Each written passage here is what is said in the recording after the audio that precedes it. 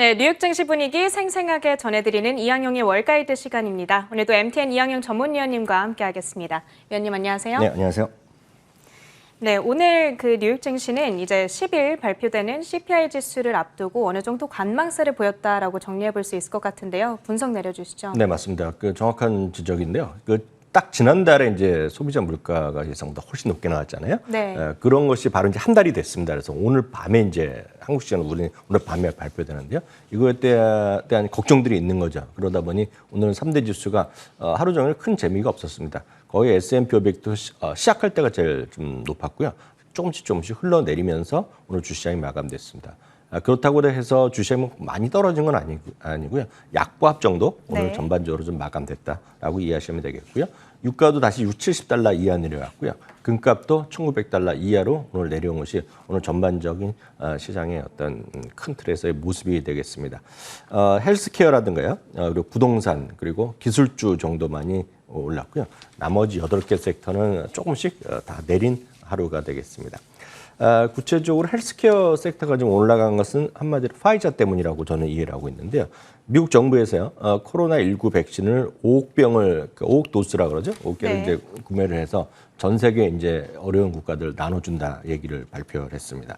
5억 개 중에서, 그러니까 5억 개 중에서 올해는 2억 개니까요. 그러니까 1억 명에 해당되는 거죠. 두 번씩 맞추면. 그러니까 2억 개는 올해 나눠주고 나머지 3억 개는 내년까지 해서 구매해서 나눠준다니까요. 그런 것이 오늘 화이자 주가에는 좀 플러스로 반영됐습니다. 화이자 주가는 한 2.5% 올라갔고요.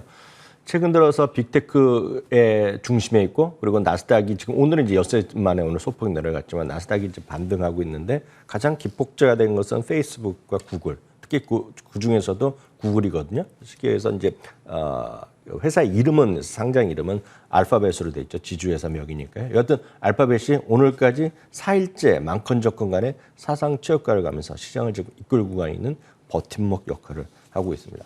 아마존도 오늘 이틀 때 좀 반등한 모습이 되겠습니다. 한편 이런 소비자 물가라든가 인플레에 대한 우려, 다음 주에 이제 연준을 앞두고는 밈 주식들이 상대적으로 좀 활발해질 수밖에 없는데요. 최근 들어서는 생명력이 또 길지는 않아 보입니다. 오늘은 어제는 이런 주식, 오늘은 또 이런 주식, 오늘 밤에 또 어떤 주식 움직일지 모르겠는데요. 뭐 알 수가 없는 거죠. 오늘 클린 에너지 퓨얼즈라는 것이 오늘 31% 올라갔는데 저도 꽤 업계에 있고 꽤 봤지만 제가 특징주에서 이런 주식 말한 적이 한 번도 없습니다. 저도 잘 모르는 회사거든요. 네. 오늘 이런 것들이 31%나 올라갔습니다. AMC 같은 경우가 지난주 한 2주 전부터 해서 지금 밈 주식에 를 리드하고 있는데요. 한 4, 5일째 지금 올라가지 못하고 계속 좀 등락만 커지고 있는데요. 오늘 10% 내려갔고요.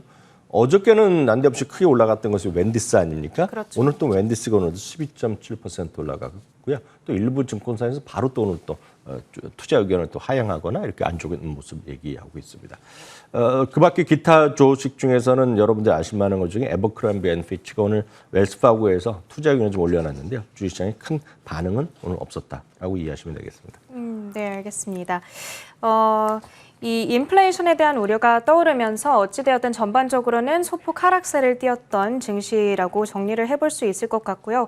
아무래도 시장이 지금 가장 주목하고 있는 이슈는 오늘 밤에 발표될 이 5월 CPI 지수가 되겠습니다. 네. 여기에 대한 경계심이 많이 나오고 있는데 어느 정도로 예상이 되고 있을까요? 네, 맞습니다. 소비자 물가 지수가 쉽게 얘기해서 지난달에는 전년 동기 대비입니다. 전년 동기 대비 4%가 올랐습니다. 4.2%가 올라가서 무슨 10년 만에 최대다 뭐 이런 거가 기억하실 텐데요. 이번에는 4.7에서 4.8% 정도 또 올랐을 거라고 얘기를 하고 있습니다. 그래서 이 그림은 이제 전년 동기 대비에 2019년 이후에 추이가 되겠는데요. 만약에 오늘 4.7, 4.8 정도 나오면 13년 만에 최고치가 나올 거라고 보고 있습니다. 일부에서는 이제 5%에 근접할 수 있다라고 전망하게 하는데요.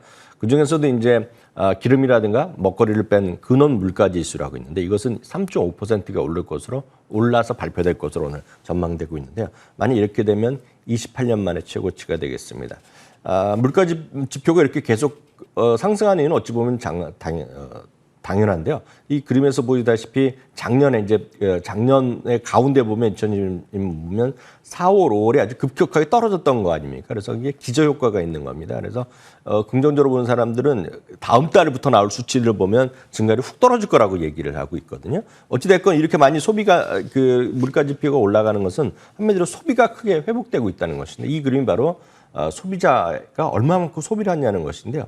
위에 있는 것이 구스입니다. 일반 상품이 되겠고요. 아래에 있는 것이 서비스죠. 그러니까 상품은 지금 이미 100% 이상 회복됐고요. 팬데믹 이전에 회복했고 지금 서비스도 이제 상당 부분 회복을 하고 있다는 거죠. 그러니까 많은 사람이 소비를 늘리니까 당연히 인플레에 대한 우려가 있다라고 보셔야 되겠고요. 말씀드렸다시피 다음 달에 나온 수치부터는 기저효과에 상대적으로 반대이기 때문에 다음 달부터는 수치가 좀 낮아질 가능성이 있고 그렇기 때문에 아마 오늘 그 인플레 지표가 아주 5% 이상 크게 나오지 않는 한 주시장에 크게 뭐 악재가 반영될 가능성은 그렇게 없다는 것이 일반적인 시각인데요. 일단 뚜껑을 열려봐야 되겠습니다. 네, 네. 어찌되었든 뭐 오늘 밤 우리 시간으로 9시 반에 이 5월 CPI 지수가 발표가 되고요. 생각보다 높게 나올 경우 내일장 변동성에 대비해야 된다라는 의견도 있지만 뭐 5% 이상으로 사실 극단적으로 높게 나오지 않는 이상 그렇게 큰 변동성이 나타나지 않을 거다라는 것이 일반적인 시각이라고 정리를 해주셨습니다. 계속해서 비트코인에 대한 이야기를 나눠보려고 하는데요. 오늘 모처럼 비트코인이 반등을 해줬어요. 네, 그냥 끊임없이 내려가는 것이 이제 비트코인이었는데 오늘 또 모처럼 또 9% 정도 반등을 했습니다. 다만 이제 중장기적으로 보면 데스크로스가 이제 발생할 가능성이 커져 있는데요. 데스크로스라는 것은 이제 여러 가지를 얘기하고 있지만 미국에서는 보통 50일 이동 평균선과 200일 이동 평균선을 얘기하거든요. 그러니까 중기선이 장기선을 하향 이탈하기 때문에 약세 시장을 의미하는 거라고 그냥 일반적으로 교과서적으로 얘기하고 있는데 이렇게 된 것은 2019년 11월 이후 처음 있는 일이 되겠습니다. 그렇기 때문에 이런 비트코인에 대해서도 여러 가지 의견이 있겠으나 시장에 대해서 이렇게 우려의 목소리 분명히 있습니다. 다만 또 많이 떨어졌기 때문에 오히려 단기적인 반등을 얘기하는 사람도 있겠지만 이건 저희가 알 수 없는 노릇이 되겠고요. 주식시장에서 입장에서 보면 코인베이스가 앞서도 코너에도 나왔지만 오늘 좀 나름은 오늘 모처럼 조금 반등을 했지만 여전히 투자 의견 자체가 썩 좋지 않고요. 오늘 같은 경우에도 비중 축소 의견 여전히 나온 것도 있습니다. 딱 그림 보시면 코인베이스가 딱 시작한 지 얼마 되지도 않은 거 아닙니까? 한 달이 조금 될까 말까인데요. 지금 벌써 주가는 딱 시작한 날 대비 반토막이 났습니다. 그래서 그렇네요. 이만큼 늘 말씀드리지만 시작한 주식들, 막 처음에 IPO 나오고 이런 것들에 대해서는 너무 꿈과 희망만 갖기보다는 좀 냉정하게 좀 보시면서 좀 천천히 좀 긴장감을 갖고 보시는 게 모든 것이 나아 보인다. 이렇게 조언 드릴 수 있겠습니다. 네, 처음에 상장할 때 이 코인베이스에 대한 기대감이 워낙에 컸다 보니까 주가가 상당히 높은 수준에서 시작을 했고 지금은 사실 많이 떨어지는 단계에 내려와 있다라고 얘기를 해주셨고요. 월가의 투자 의견도 사실 부정적인 의견이 지금 나오고 있다는 점까지 꼭 체크를 해보셔야 될 것 같습니다. 이제 다음으로는 성장주 이야기 이어가 보도록 하겠습니다. 한동안 이 인플레이션이죠. 무서운 아이에 대한 이야기가 나오다 보니까 이제는 성장주보다는 가치주에 투자를 해야 된다. 뭐 이런 트렌드가 전반적으로 팽배를 하고 있었는데 지금 사실 이제 나스닥 지수가 다시 꿈틀꿈틀 움직이려는 그런 느낌이 나오고 있잖아요. 그러다 보니까 성장주 얘기 다시 해봐야 될 것 같거든요. 네, 맞습니다. 늘 말씀드리지만 주식은 극단적으로 가면 항상 이제 반작용은 일어날 수밖에 없거든요. 그렇기 때문에 한쪽에서 너무 쏠리는 매매는 별로 좋지 않습니다. 그래서 늘 제가 강조드린 것이 좀 부족한 것을 채우면서 포트폴리오를 좀 분산해서 갖고 가시라는 조언을 드릴 수밖에 없겠는데요. 금년 들어서 나왔던 흐름만 보면 금년 들어서는 가치주란 것을 우리가 얘기하면 여기서 가치주를 쉽게 얘기하면 그냥 단순하게 S&P 500를 가치주와 성장주로 구분해 보면 가치주가 지금 오늘까지입니다. 18.9%가 올라간 반면에 성장주는 10.3%가 올라갔습니다. 이게 위에가 가치주고 아래가 성장주가 되겠는데요. 최근 들어서 보면 가치주가 약간 쉬고 있고 성장주가 약간 고개를 위로 좀 올리고 있는 모습인데요. 이건 사실 올해 모습이고 최근에 10년을 보면 압도적으로 성장주가 많이 이겼던 것이거든요. 그래서 이게 늘 말씀드린 이게 영원히 이렇게 또 벌어지지는 않습니다. 그래서 또 성장주가 좀 반등할 수도 있고 가치주가 쉴 때도 있는데요.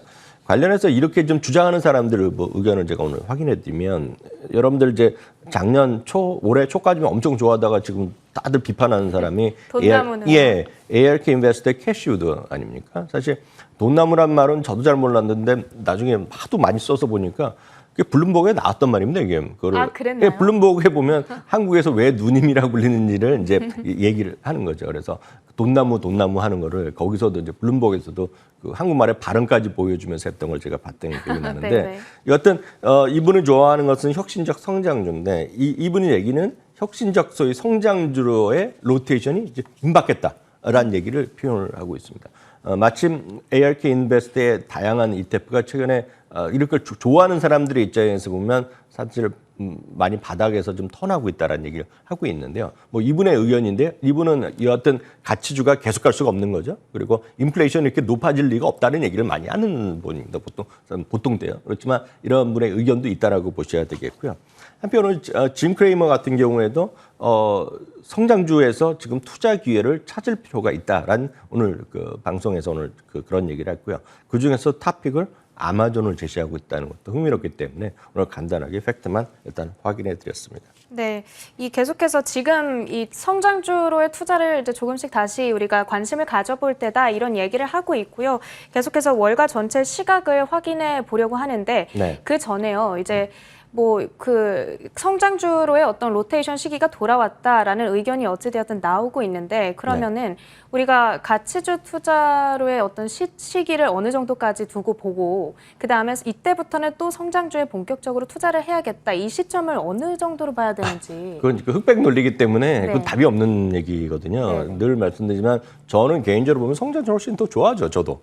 다만 성장주와 가치주를 그냥 무 자르듯이 딱 나눌 수는 없거든요. 그리고 그렇죠. 시기를 나눌 수는 없는데 적정하게 S&P 500 기준을 보면 한 6대4, 7대3 정도로 저는 보고 있거든요. 그래서 성장 섹터가 여전히 끌고 가는 힘이라고 보셔야 되겠고요. 다만 너무 지나친 것들이 지금 특히 10년 그리고 특히 작년에는 워낙 성장주만 달린 거 아닙니까? 성장주에서 작은 것도 많이 달리고 큰 것도 많이 달렸기 때문에 일정 구간 이제 가치주가 먼저 지금 가고 있는데요.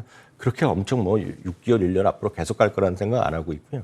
늘 개인적으로 이제 저의 개인적인 의견들이면 앞으로 한 1년 정도 보면은요. 네. 앞으로 1년 정도 보면 나스닥의 상승률이 쉽게 얘기해서 S&P보다 훨씬 앞설 거라고 저는 보고 있거든요. 네. 그것은 그동안의 경험뿐만 아니라 항상 시장의 진취적인 것들 그리고 크게 올라가려면 위의 것들이 결국 성장주에 많이 포진되어 있다는 측면에서 보면 성장주에 여러분 관심을 이거 눌릴 필요가 없다. 다만 포트폴리오를 양쪽을 다 골고루 갖고 가셔야 되겠다. 이렇게 말씀드립니다. 네, 딱 어느 시점이라고 딱 잘라서 말하기는 힘들지만 가치주와 성장주의 비율을 4대6, 한 3대7 정도로 분산해서 가져가자라는 정도의 조언을 해주셨습니다. 그렇다면 이 성장주들 전반에 대한 월가의 시각 지금 어떻게 나오고 있는지도 체크해 주시죠. 네, 일단 뭐 성장주를 떠나서 그 11개 섹터가 있는데요. 오늘 11개 섹터에 대해서 지금 500개 종목을 쉽게요. 500개 종목에 대해서 투자 의견이 어떤지를 섹터별로 한번 제가 한 거를 제가 통계를 구했기 때문에 보여드리겠는데요. 지금 S&P 전체로 보면 500개 주식 중에서 한 57% 기업에 대해서는 평균 의견이 매수 의견입니다. 그런데 섹터별로 보면 차이가 많이 나는데요. IT 쪽, 그러니까 IT 쪽을 보면 78%, 10개 중에 8개를 매수 의견을 갖고 있겠고요. 산업재, 소재주, 헬스케어가 60% 정도 이상을 받고 있습니다.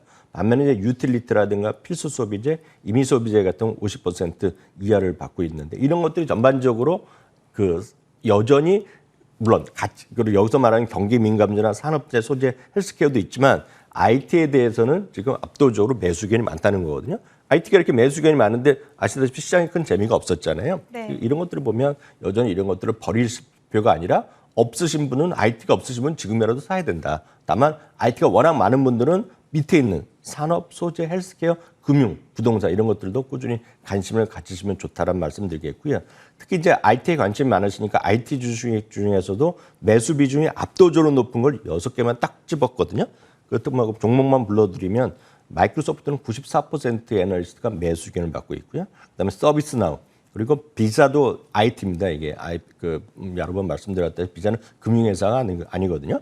비자도 87% 그리고 엔비디아가 85%, 파이저브 그리고 페이팔 등이 85%. 그러니까 이들 여기 6개 기업은 IT 업 섹터 중에서도 가장 압도적인 매수 의견이 많은 거기 때문에 이런 것들을 갖고 계시면 제가 보기에는 조금 재미없지만 이런 것들은 결국 시간만 지나면 결국 올라가지 않을까라는 생각하고 있습니다. 네, 알겠습니다. 한동안 우리가 계속해서 가치주 투자에 대한 고민이 깊었고요. 가치주 위주의 투자를 하고 계셨던 분들께서 많으실 것 같은데 이제는 다시 성장주에 조금씩 집중을 해볼 시간이 오고 있다라는 월가의 시각이 나오고 있고요. 또 우리 위원님께서는 S&P 500 섹터 내에서 내가 부족한 섹터들을 조금 더 채워나가는 방향으로 투자 포인트를 잡아주셨습니다. 잘 참고해보도록 하겠고요. 지금까지 미증시 시황 판단 MTN 이항영 전문위원님과 함께했습니다. 고맙습니다.